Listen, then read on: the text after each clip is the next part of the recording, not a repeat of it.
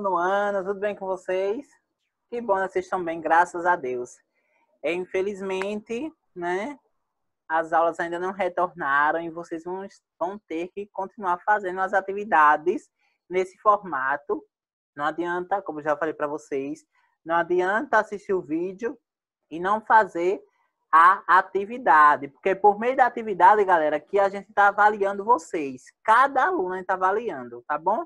As planilhas que eu falo é a atividade. Quando vocês enviam a atividade, a gente tem um controle de todos os alunos que fazem as atividades. A gente passa para os professores para eles fazerem as anotações, atribuir tudo certinho ali para que no retorno a gente dialogue melhor de como vai ficar.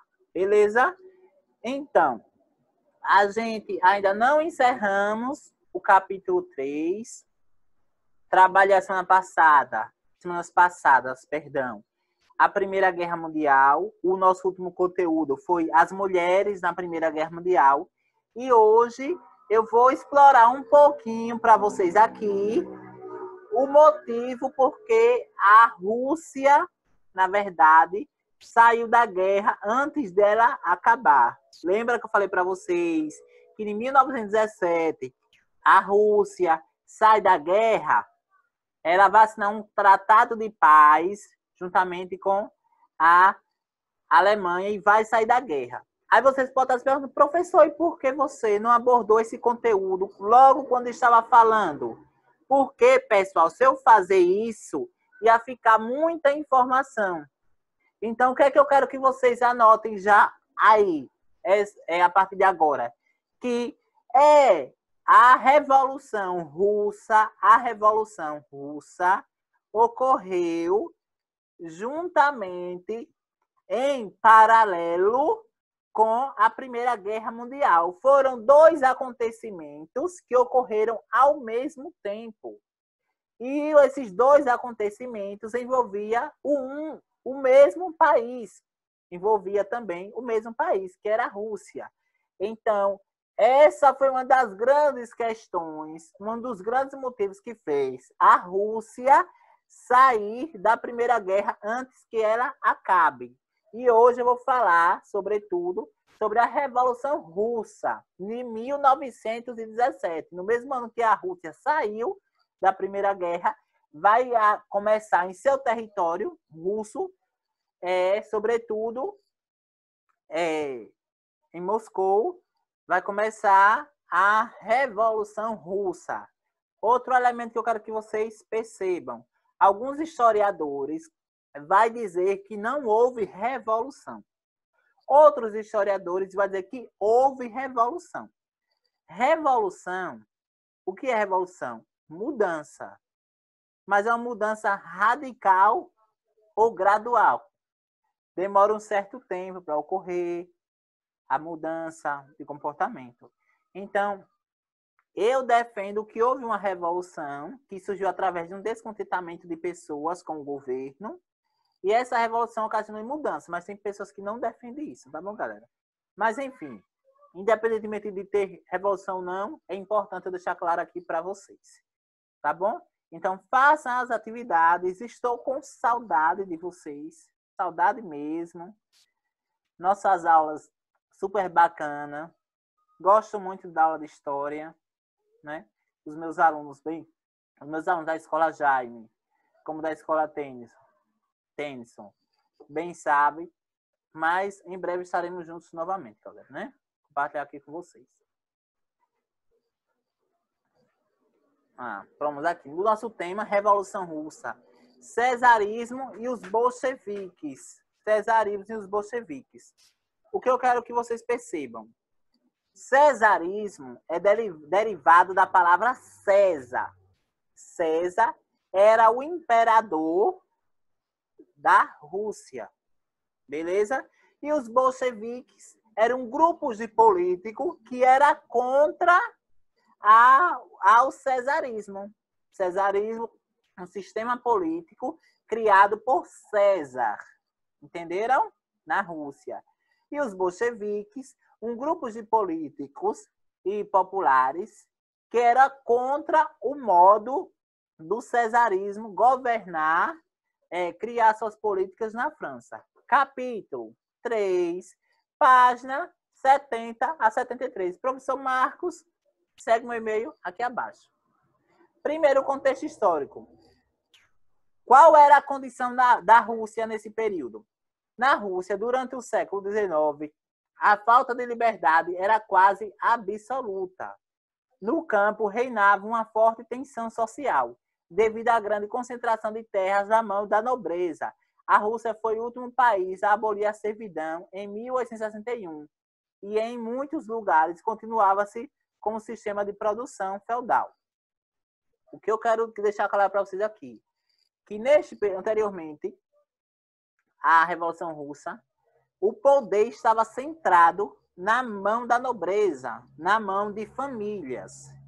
E essa centralização de poder acabou gerando uma insatisfação, um descontentamento para as outras classes, já que eram as classes inferiores que trabalhavam e mantinham os privilégios, tá? E a sobrevivência da nobreza. Então, se a nobreza existia, é porque era resultado, por exemplo, do trabalho das classes que estavam submissa à nobreza. Entenderam? Que estava abaixo da nobreza. Então, os camponeses, os artesãos, os burgueses trabalhavam, os comerciantes, e passava esse lucro para a nobreza, para o imperador. E aí o que é que ocorria? Gerava uma superlotação de cargas para as classes inferiores. Por isso gerou um descontentamento.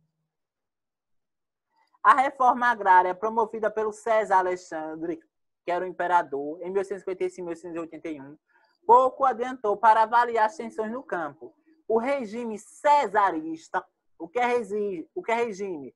Um sistema de governo que vai, sobretudo, controlar as questões políticas, econômicas, sociais e culturais e educacionais da Rússia. Então, o regime cesarista reprimia a oposição. Qual era a oposição do regime cesarista? Os bolcheviques e a Ucrânia, polícia política. Controlava o ensino, a imprensa e os tribunais. Então, significa que o sistema cesarista, colocado na Rússia, era verdadeiramente um regime militar, onde as pessoas não tinham voz, onde as pessoas não tinham vez, não podiam se expressar, e era controlado tudo pelo sistema de comunicação, pelos policiais e policiais da política, que controlava todos os setores. Entenderam? Então, milhares de pessoas eram enviadas ao exílio. O professor, o que é exílio? Normalmente eram pessoas políticos que saíam, que eram retirados da Rússia à força e era posto em uma cadeia de forma isolada, ou se não em uma ilha, alguma coisa assim do tipo, mas que não frequentava aqueles determinados espaços da Rússia. Então, milhares de pessoas eram enviadas ao exílio na Sibéria, condenadas por crimes políticos. Crimes políticos como assim? A partir do momento que um político se posicionasse contra a ordem do governo, ele era exilado. Na onde? Na Sibéria. Então, nós temos aqui, então, a partir desse descontentamento, dessa insatisfação, desses conflitos que estavam ocorrendo, pelo fato da nobreza estar centrado todas as suas riquezas, acabou estimulando para revoltas populares. Essas revoltas populares reuniam mulheres, crianças, adolescentes, jovens, idosos, que se concentravam em torno do palácio do rei, tá bom? Na Rússia, aqui em torno do imperador, do monarca, e buscavam melhores condições de vida. Mas só que ali, pessoal, era um sistema extremamente rigoroso. E o que foi que acabou ocorrendo? Eles entravam em atrito, as populações entravam em atrito com a polícia, em conflito com a polícia. E geravam verdadeiras catástrofes sociais, brigas, mortes e etc. Então, como a forma de solução, os bolcheviques surgiram nesse contexto aí, surgiram como uma forma de liderar uma revolução para derrubar o governo de César. Derrubando o governo de César, significava que o cesarismo estava por fim.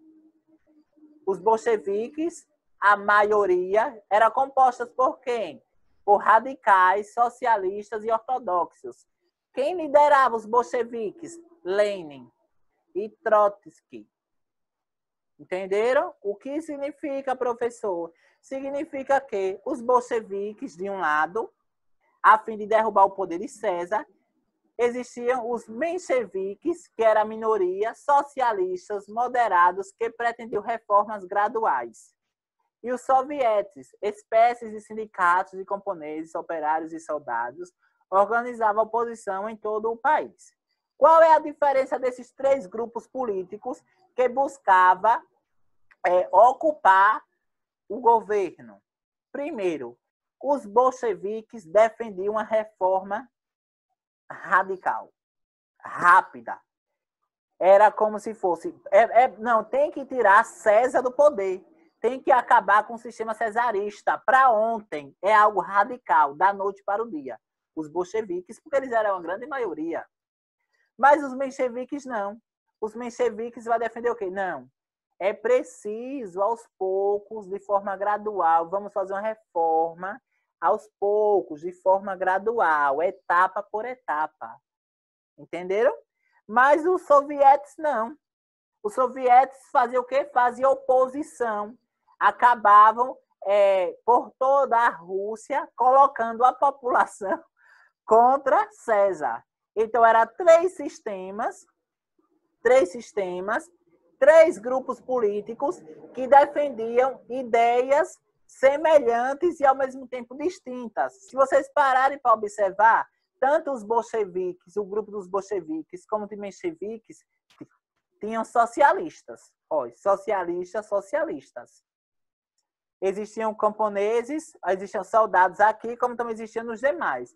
Mas a grande diferença é justamente o modo de como eles buscavam essa revolução, essa mudança. Um queria algo rápido, imediato, outro queria de forma gradual, enquanto o outro acabava espalhando pela Rússia diversas notícias de oposição para derrubar o governo. E acabou gerando o quê? Vamos lá. Aqui as características, olha. A maioria, camponeses e operários. Quem liderava? Lenin. Lembre sempre disso, não pode anotar no papel. Quem liderava os bolcheviques era Lenin. Lenin, inspirado no marxismo. Qual era o objetivo? Derrubar o César. O que é César? O imperador da Rússia, né? O governo da Rússia em 1917. Aí os mencheviques, minoria. Quem participava? Burguesia e alguns nobres. Quem liderava? Plekhanov e Martov. Socialismo através da aliança entre camponeses e burguesia. O que buscava? Socializar através da aliança entre camponeses e burguesia. Aí vocês perguntam, pessoal. Sim, professor, o que foi que ocorreu daí? Anteriormente a isso, a esse conflito, em 1905, em Petrogrado, uma passeata pacífica liderada por um padre culminou no massacre dos manifestantes pelo exército do César. Nesse episódio, conhecido como Domingo Sangrento, mais de 1.000 pessoas foram massacradas, tornou-se o estopim para o início da Revolução, chamada posteriormente por Lenin de Ensaio Geral. O país foi abalado por uma série de greves e revoltas. Professor, você estava em 1917 e já deu um pulo para 1905? Pessoal, a história não se faz pelo tempo presente. Ela se faz pelo passado para compreender o presente. Vejamos, essas guerras que estavam ocorrendo na Rússia, esses conflitos, essas brigas, foi estimulado em 1905. Então, olhe, 1905 até 1917 foi justamente uma revolução, porque revolução tem um grande período de durabilidade. Eu não posso dizer que, olha, hoje teve uma revolução aqui em Itabaianinha. porque a gente mudou algumas questões. Não, porque a revolução não se dá em um dia.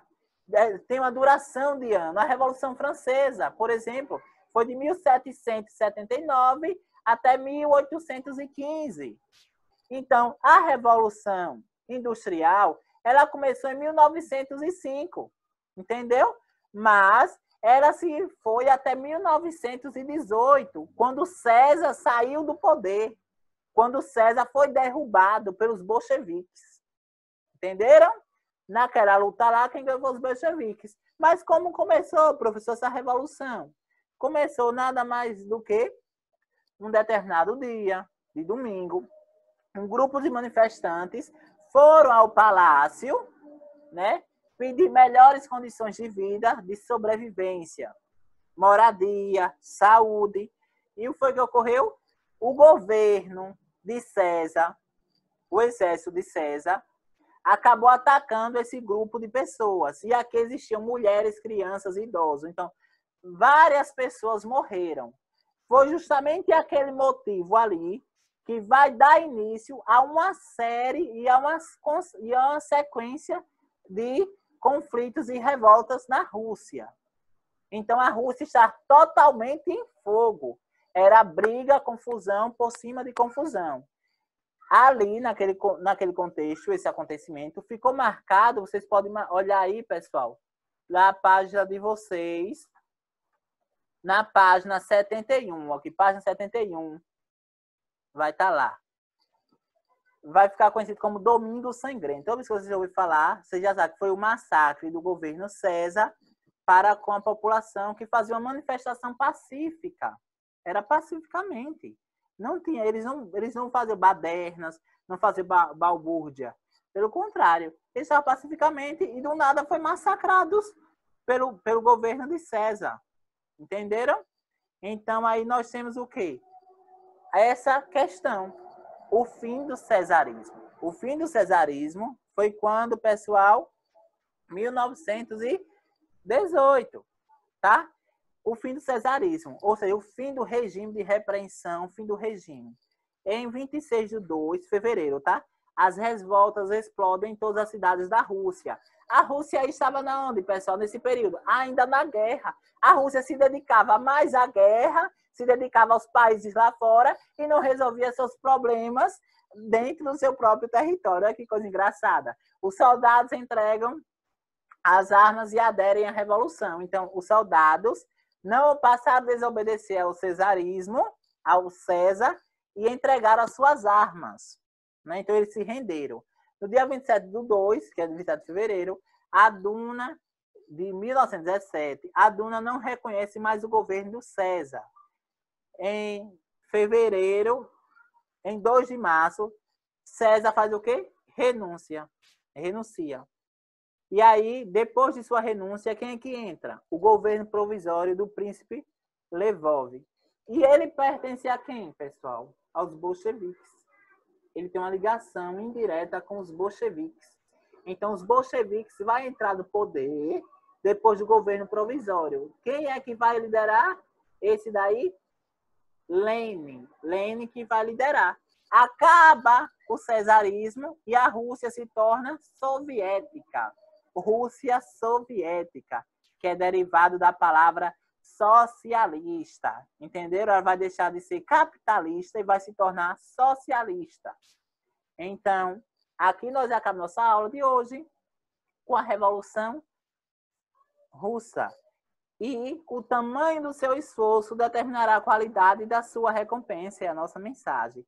Que vocês fiquem em paz, galera. Façam atividade, por favor. Estou aguardando. Os professores de vocês também. É muito importante, tá?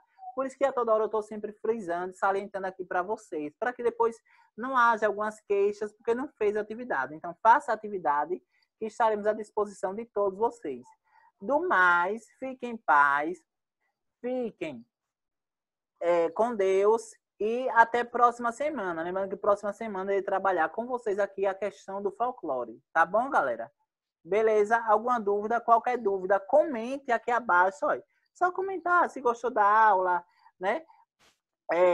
Dê like aí, fique à vontade. Semana que vem, Eu vou dizer o nome dos alunos. Vocês não estão comentando minhas aulas. É para vocês comentarem minhas aulas, colocar seu nome, o nome da escola, onde você estuda. Tá bom, galera? Tá? Eu vou ficar aguardando, viu? Muito bem, vou ficar aguardando. Valeu!